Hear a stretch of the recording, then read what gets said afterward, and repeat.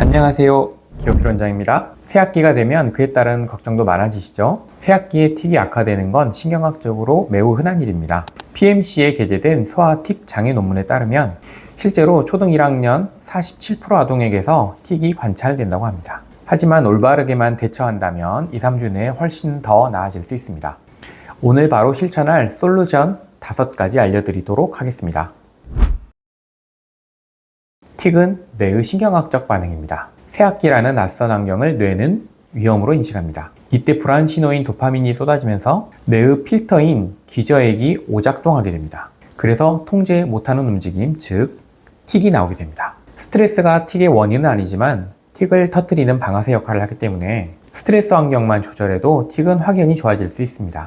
1단계 일정 줄이기, 새학기엔 덜 하는 게 답입니다. 개학하자마자 이제부터 본격적으로 공부해야지 하고 아이를 몰아세우는 건 안 됩니다. 도파민 타입 아이는 새 교실과 낯선 친구에 적응하는데 뇌의 에너지를 풀 가동하기 때문입니다. 거기에 과도한 학습량까지 더해지면 틱을 조절하는 브레이크가 고장납니다. 구체적으로 어떻게 해야 할지 꿀팁 알려드릴게요. 개학 후 첫 2주는 아이가 적응하는 기간입니다. 새로운 학원을 간다면 3주차 정도부터 가도록 해주세요. 학교에 먼저 적응하고 나서 학원에 적응하는 겁니다. 학교 후 1시간은 멍 때리고 푹 쉬고 맛있는 거 먹는 아무것도 안 하는 시간으로 해주세요. 아이의 뇌가 완전히 휴식하고 푹 쉴 수 있도록 말이죠. 그리고 주말에도 반나절 정도는 그냥 푹 쉬세요. 여행도 가지 마시고요. 그냥 뒹굴뒹굴 엄마랑 집에서 충전하는 시간을 가지세요. 일정표는 아이와 함께 만드세요. 일상의 변화에 적응할 때 몸은 스트레스 호르몬을 사용합니다. 그 변화를 엄마가 아니라 내가 정했다라는 느낌만으로도 스트레스를 30% 정도 줄일 수 있습니다. 2단계 이완 루틴, 학교 후 30분이 핵심입니다. 학교 후 첫 30분의 이완 루틴을 만들어주세요. 앞서 말씀드린 학교 후 1시간 휴식법의 좀 더 디테일한 버전입니다. 집에 오자마자 오늘 어땠어? 숙제 있어? 이런 질문은 참아주세요. 긴장한 뇌를 먼저 차분하게 식혀줘야 합니다. 근육과 신경이 이완되면 뇌의 비상신호가 자연스럽게 줄어듭니다. 이번에도 꿀팁 알려드릴게요. 먼저 지친 아이를 현관에서 말없이 3초만 안아주세요. 아이의 스트레스 호르몬이 뚝 떨어집니다. 이때는 질문 금지 타임입니다. 아이가 말할 때까지 기다려주세요. 집에 왔으니까 쉴 거야 하면서 가방 던지고 핸드폰부터 보는 거는 NO, 안 됩니다. 엄마랑 아이가 연결되어서 휴식까지 편안하게 데려가 주세요. 질문보다는 따뜻한 우유와 맛있는 간식을 미리 준비해 주세요. 우리 엄마가 날 기다렸구나 하는 그 느낌이 중요합니다. 그리고 손과 어깨를 3분만 주물주물 안마해 주세요. 안아주고 먹고 터치하면 바로 부교감 신경이 활성화됩니다. 아이가 저절로 휴 하는 느낌이 들면 성공입니다. 30분 루틴의 마무리는 오늘 가장 좋고 재밌었던 일 말해줄래? 라고 아이가 긍정적인 생각을 떠올리게 해주세요. 그리고 엄마는 잔소리 없이 그냥 흐뭇하게 경청만 해주세요. 3단계 즐겁게 등교하기. 아침 시작부터 하루가 너무 기대되고 즐겁게 등교해야 첫 단추부터 잘 꿰게 됩니다. 그러면 일단 아침에 시간 쫓기는 전쟁을 하시면 안 됩니다. 준비물 챙기기, 밥 먹기, 옷 입기, 시간 맞춰 출발하기, 이 모든 것들이 화근이 될 수 있습니다. 일단 전날 챙길 수 있는 준비물과 옷은 미리 챙겨 놓으세요. 아침에 일찍 일어나야 마음에 여유가 생겨서 이완됩니다. 그러려면 저녁에 일찍 자야겠죠? 틱 아이들의 특징이 약간 강박적이거나 산만한데, 산만한 아이들의 경우는 체크리스트를 만들어서 아이가 스스로 반복하여 습관이 될 때까지 도와주셔야 합니다. 이렇게 아침에 즐겁게 웃고 엄마랑 헤어진 아이는 다시 엄마를 웃으면서 보고 싶어서 학교의 하루 일상을 잘 해나가는 힘이 생깁니다. 4단계 지적하지 않기.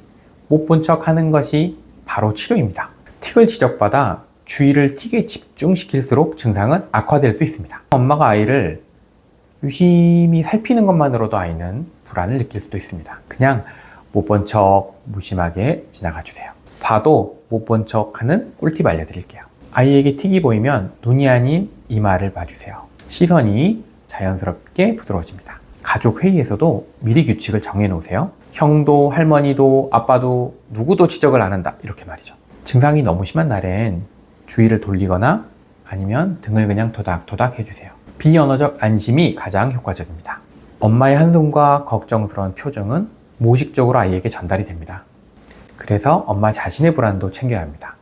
틱 빈도는 엄마 핸드폰 비밀 앱에 기록하되 아이 앞에서는 기록하지 마세요. 5단계 미디어 차단. 새학기 시작 후 딱 한 달만 멈추세요. 아이가 스트레스 받을까봐 게임 시켜주는 건 불난집에 기름 붓기입니다. 게임 쇼폼 영상에 빠른 화면 전환은 뇌에 많은 과부하를 줍니다. 실제로 틱 환자의 85%가 미디어 사용이 증가한 이후에 틱이 악화됐다고 보고하고 있습니다. 미디어 제한 꿀팁 알려드릴게요. 그냥 대안도 없이 오늘부터는 핸드폰 무조건 금지. 이건 오히려 역효과 날 수 있습니다. 우리 한 달만 챌린지 해볼까? 라고 놀이처럼 제안해주세요. 냉장고에 대체놀이 메뉴판을 붙여보세요.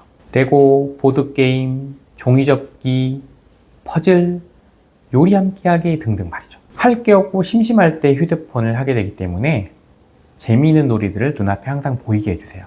저녁 7시 이후에는 온 가족 스크린 오프 타임으로 정하세요. 물론 엄마 아빠가 함께 동참해야 아이가 납득합니다. 그 시간 동안은 가족들이 함께 놀 수 있는 보드게임 중 신나는 놀이를 함께 해주세요. 완전 차단은 너무 어려워요.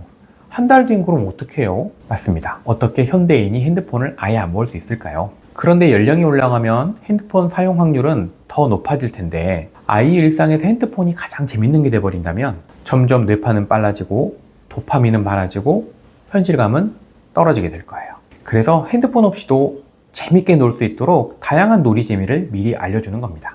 빨리 뛰어다니는 것도 재밌지만 천천히 걷는 것도 낭만 있네 라고 말이죠. 마지막으로 전문가를 찾아야 할 골든타임. 새학기라서 생기는 기복은 대부분 1, 2주 사이에 자연스럽게 줄어듭니다. 하지만 생활관리를 해도 틱이 전혀 줄어들지 않는다면 치료를 고민해 보셔야 합니다. 틱 증상이 3주 이상 지속되거나 지난주보다 이번 주에 틱이 더 심해질 때, 집에서보다 밖에서 증상이 많이 보여서 주변 사람들도 알아볼 수 있을 때, 아이가 증상을 자각하면서 스스로 자존감이 떨어지기 시작할 때, 이럴 때는 증상을 관찰하고 기록하셔서 전문기관에 상담받아 보시길 바랍니다. 아이의 증상이 툭툭 튈 때마다 철렁철렁하는 엄마의 마음 저도 잘 알고 있습니다. 하지만 절대로 자책하지 마세요. 틱은 양육의 결과가 아니라 아이가 성장하면서 겪는 성장통과 같습니다. 엄마의 평온함이 아이의 뇌에는 이제는 안심해도 돼 라고 하는 강력한 신호가 됩니다. 오늘 밤엔 모든 걱정 내려놓으시고 편안하게 주무셨으면 좋겠습니다. 더 도움이 되는 컨텐츠로 찾아뵙겠습니다. 감사합니다.